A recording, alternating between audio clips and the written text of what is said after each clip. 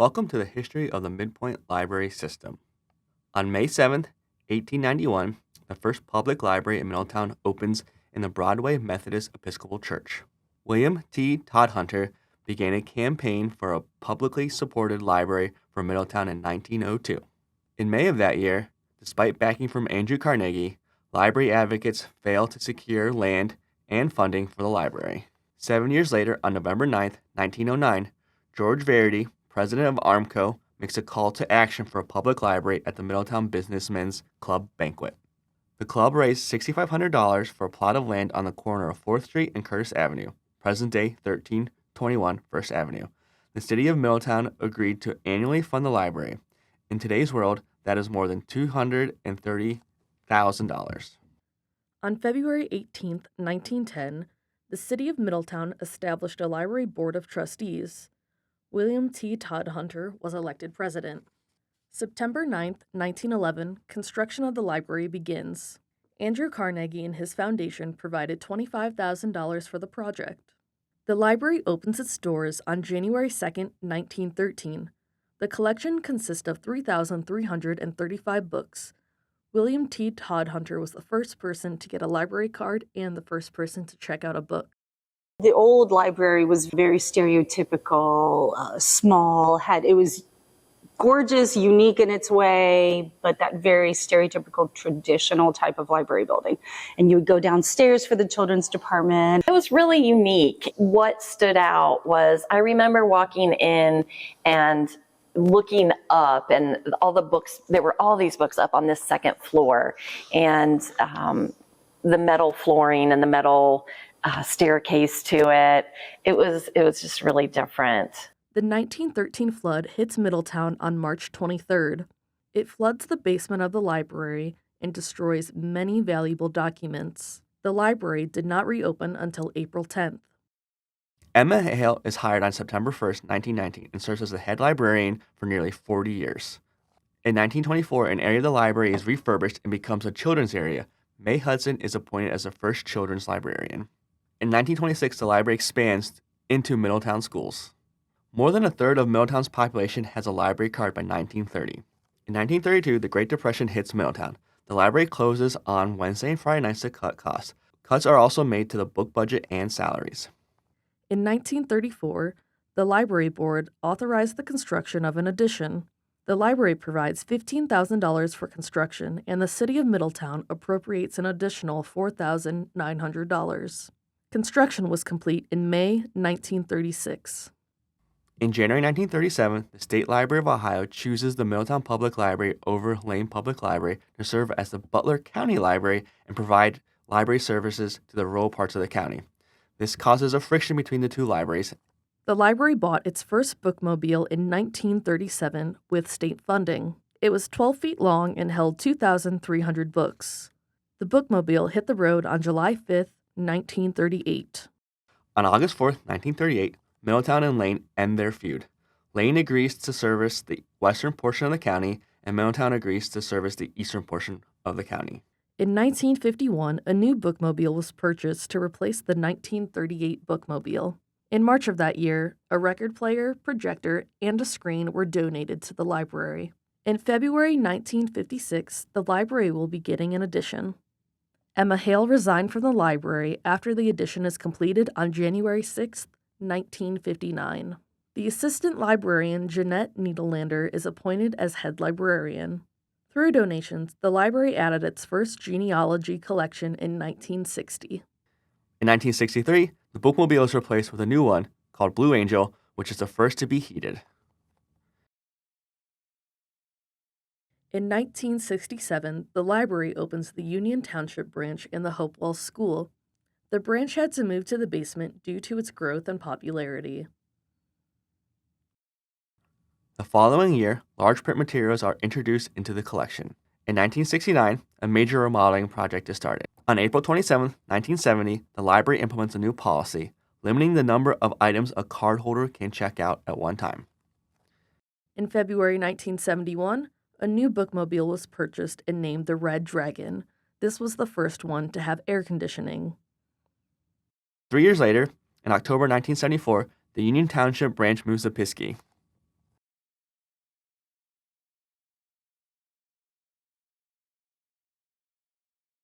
In 1974, a new bookmobile, aka Blue Angel, was purchased for $40,000 and replaced the 1963 bookmobile, aka the original Blue Angel. That was a shared historic building inside of Trenton, very close to the police station. It actually shared the building. The building was cut in half, and the right side was the library, and the left side was the Historical Society. It was so small that if somebody was browsing the first part of the alphabet and fiction, the door swung inward, and we'd have to tell them that somebody was coming in just to make sure that they didn't get bopped by the door. When you would open the door, you would almost even hit the checkout desk. Very small space. It was a fun place to start. I know some of my coworkers, when I started there, they're like, we think this place is haunted. I never noticed anything. It was an old building. Douglas J. Beam is named acting librarian director in October of 1975. Groundbreaking began for the new Middletown Library on July 15, 1981, with an opening on January 23, 1983. The building included a vending and smoking lounge. A new Union Township branch opens on Cox Road October 16, 1983. Governor Voinovich came in, celebrated with us this new and amazingly wonderful thing called the internet that most people didn't know how to use yet or what it was. Now everybody else brings their computers into the library. We don't need to provide those. But at the time, people didn't really have home computers. So we were the source for internet. We actually got it about 1996.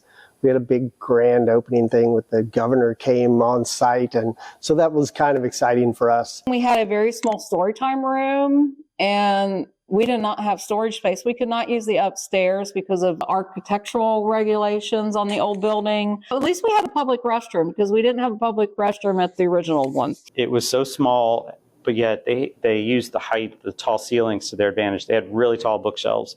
And there was some Harry Potter magic going on, because when they moved those materials over to the new location, they pretty much filled the shelves, even though the space was so much bigger. I did work there some, and the story times, there was a little secret knock on the door to get in before opening.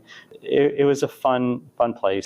The move was very exciting when we found out we were actually going to get a new building. That was just such great information to have. This building here, we opened up in November of 2009. We had a lot more space, and we were able to get a much larger collection in. I remember there was a line of those cards that came from the front of the building all the way back to fiction, and it was just cart, as then the movers then put those books back on the shelf. Our opening day was a blast. We had, I'd say, 1,000 people here to visit. The State Librarian of Ohio was here. But at the end of the day, people were able to drop off all of the books that had been stored up for a month. And we had 14,000 items that we had checked in about 5-6 hours, whatever it was from, the time we started opening up the book drops. And so there's actually a photo of me somewhere lying on the top of this 5-6 foot pile of books that were all stacked up in front of the book drops. On March 3, 2011, Anita Carroll is hired to replace Doug Beam. She will be acting as director as he retired on April 29th after being with the system for 40 years. The library rebrands as the MidPointe Library System in 2012. On August 24th of 2015, Travis Bouts is hired as the library director. On May 20th, 2016, the archive collection once known as Library Lens is rebranded as the MidPointe Digital Archives.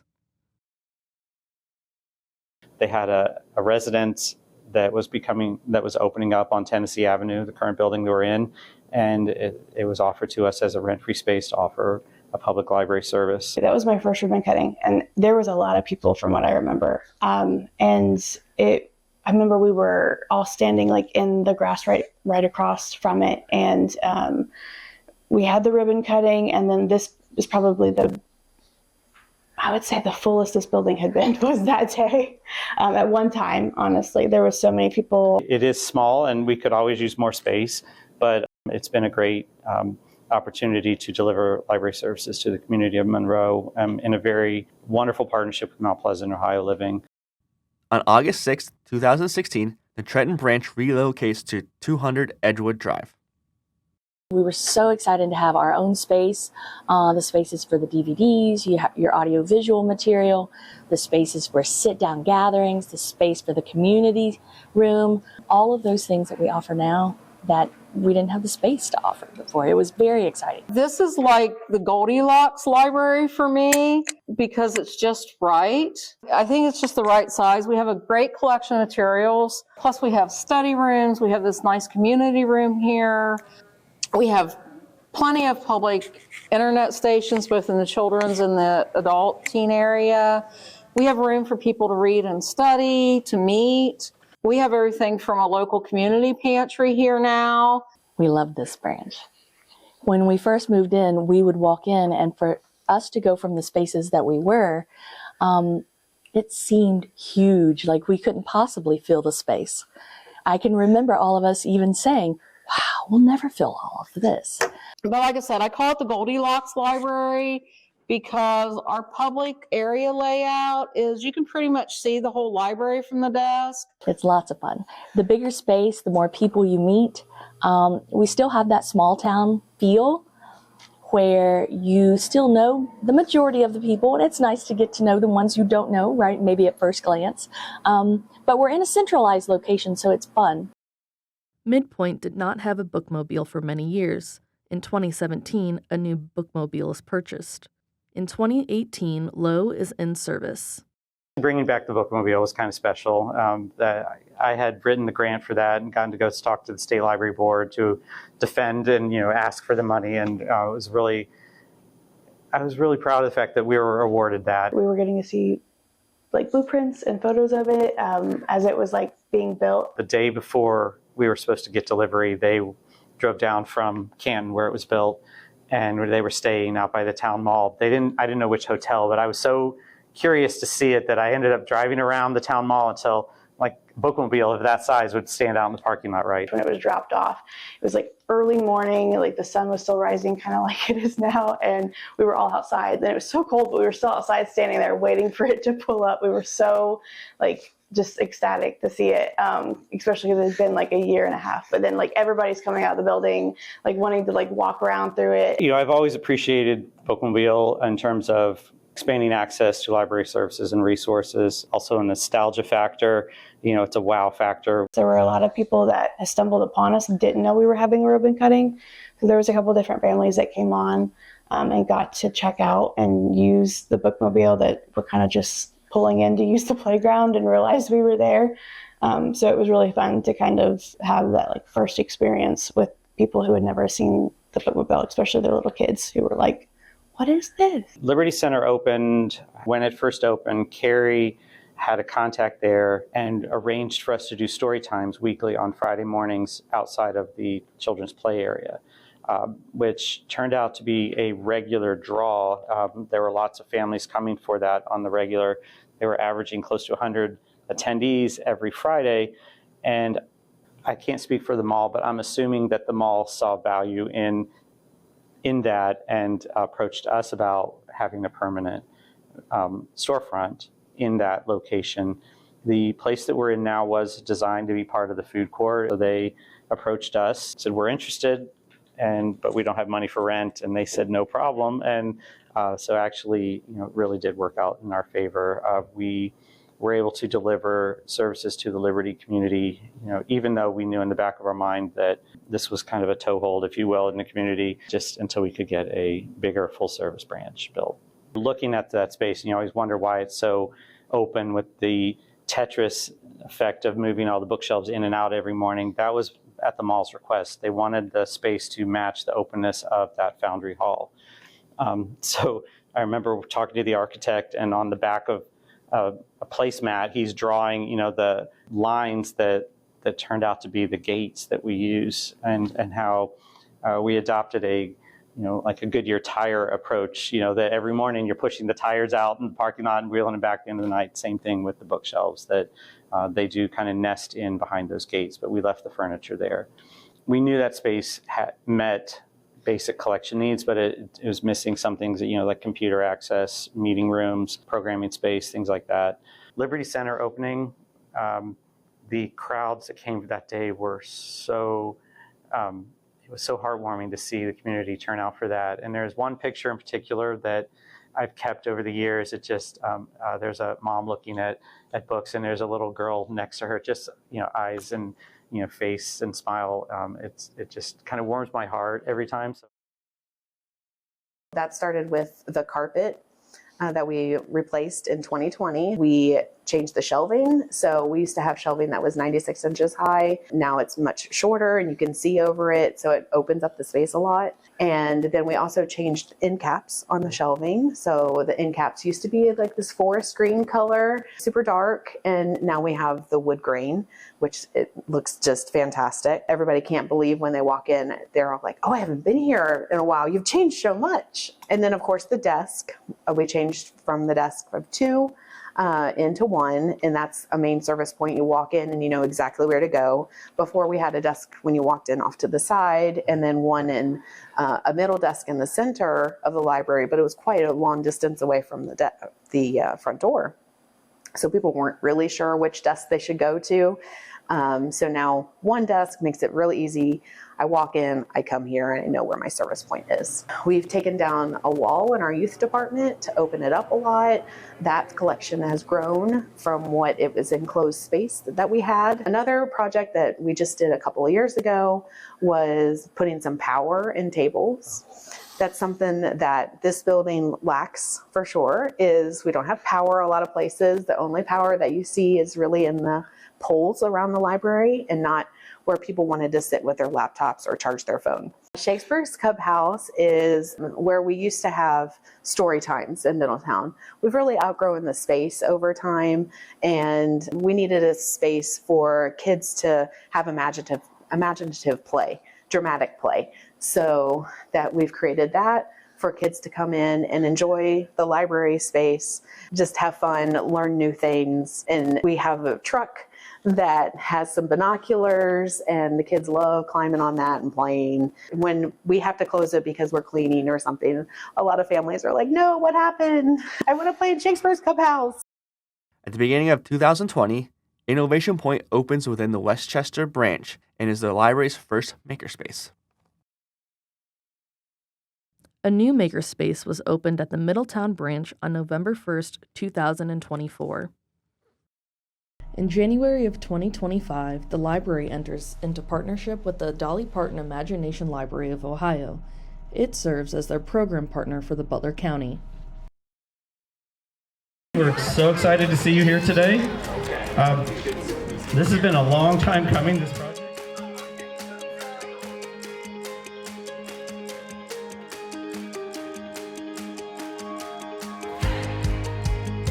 This building is a reflection of our community. Inside you will find something for everyone.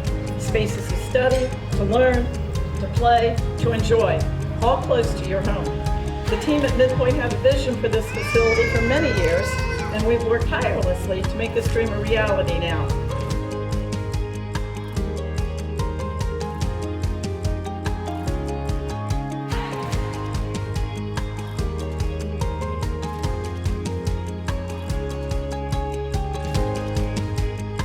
Want to find a place in your community at all where you need to be, it's the library. The library is basically at the heart of a community. It's basically where the community life comes together. How important it is for Liberty Township today to have that opportunity, this special day, June 1st, 2025.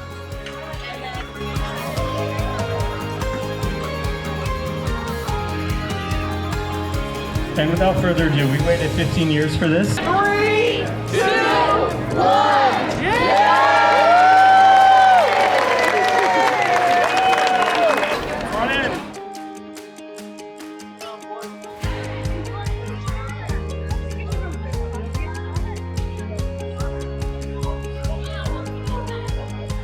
We live right around the corner. I'm excited to have a branch really close by. Love MidPointe. I go to the one in Westchester, and now having another one I can go to, it's amazing. We love the library. I was here a lot as a kid at the other locations, so I'm really excited that there's one by our house finally. I like the library because there's a lot of peaceful things.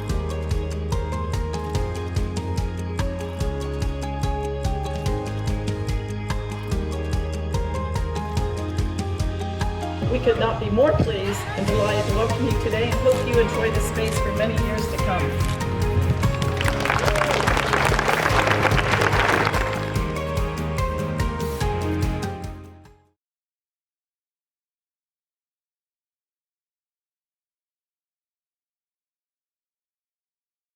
I would come and spend 5 minutes and talk to my mother every day just to say hi.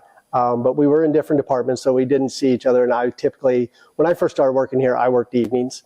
So I would come in and at the end of my day was doing data backups. So working with my mother was interesting. You've worked here with your sister, Stella. Can you talk a little bit about that? Yeah, we did actually. I have no idea how this place drew us in. She was technically my boss. Every now and then she would have to come out and work the reference desk as well. And I remember one time where we were both just, there was nobody here and we were both just, well, what about, I don't know, just kind of that little like sisterly, like, I don't think so, whatever. And somebody walks up, hi, how are you? And we just both kind of cracked up because it's like we turned it just like that. But that was actually rare. We really worked pretty well together here. People just assumed I knew the scoop. And even if I did, I was like, nope, I don't know the scoop. I haven't talked to my sister. I don't know what you're talking about. And I left it at that. So Ross Brown is another historic employee. He was here before me, but his mom worked here. And I got to work with his mom at the information desk. And she was lovely. And she had an accent. And she was also a seamstress. And I could spend every free minute having her tell me, well, I saw this blouse at Elder Beerman. I can't spend that much, so I'm going to make it. And she would get the pattern and she would make it. And so when I got married, I had found my dress and we were looking at headpieces. And it's like, these are expensive. And I had asked Madeline if she would help me. And I think she had a little help from her daughter-in-law, but Madeline, basically, I give her credit for making my headpiece for my wedding. It's just, again, really a lot of talented people, multitudes of talents that are here. It was fun. Back then, it was much more family for real. So here's a library story for everyone to enjoy or not. The library was a very small town organization at that time. And a lot of library staff were all related to each other. So, we had moms and sons and various family members working in the library system. This relates to my life because we didn't have really the internet when I first got here. So shortly after I arrived, Governor Voinovich showed up because we got internet terminals. And this was 1996. We got internet terminals so everybody could use the internet for what it was those days. And I'm talking to Governor Voinovich, and as he moves away, I see this really, attractive woman working at the circulation desk. And I look there, and she looks at me, and I'm like, wow, who is that? And a few minutes later, her mother, who also worked at the library, comes up and introduces herself to me and says, hi, I'm, Karen, and, nice to meet you. And that's my daughter there. Did you want to meet her? I'm like, yes, I do. And so, 27 years later, we've been married, and that's our library romance story. Although there's others. I mean, we've had library staff marry some of our police officers and things like that. Not long after starting in Westchester, we hired police to do a detail in the library. And that is how I met my husband. And we have now been married for 22 years. And so that's really my greatest memory of working here.